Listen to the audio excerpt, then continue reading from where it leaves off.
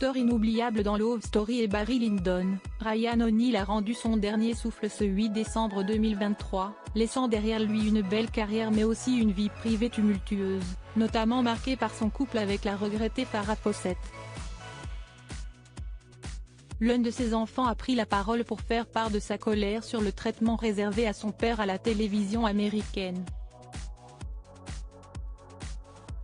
L'acteur américain Ryan O'Neal, connu pour ses rôles dans les films Love Story et Barry Lyndon de Stanley Kubrick, est décédé vendredi 8 décembre 2023 à l'âge de 82 ans, a annoncé son fils. Si est-il la chose la plus difficile que j'ai jamais eu à dire, mais si est-il ainsi. Mon père s'est éteint paisiblement aujourd'hui, a expliqué Patrick O'Neal sur Instagram, publiant de longs messages accompagnés de photos de coucher de soleil. Dans sa dernière publication, Patrick O'Neal, dont la mère est l'actrice Lee Taylor-Young, l'ex-femme Rebecca De Mornay et qui est commentateur sportif, a tenu recadrer les choses. Il s'est insurgé contre un reportage d'un célèbre journaliste américain de CBS qui n'a pas plu au fils de Ryan O'Neal, demandant à ce qu'il soit retiré. Découvrez Michael George, qui a fait un reportage dégradant sur mon père et sa vie.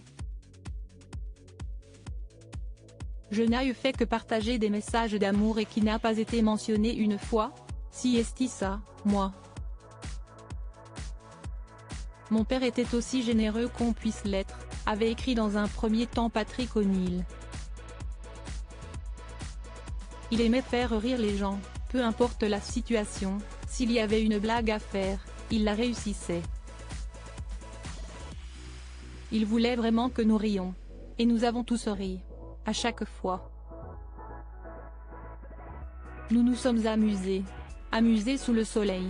Ryan O'Neal s'était fait un nom en 1970 grâce à Love Story, une romance avec Ally McGraw où il incarnait un étudiant en droit d'Harvard qui s'entiche d'une jeune fille forcée de travailler à la bibliothèque pour payer ses études. Le rôle lui avait valu une nomination aux Oscars.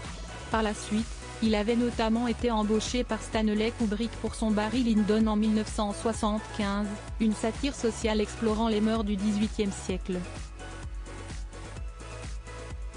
L'acteur était aussi connu pour sa relation tumultueuse avec la comédienne Farrah Fawcett, drôle de dame, qui s'est étalée sur plusieurs décennies et avec qui il a eu un fils à l'existence également tourmentée, Redmond.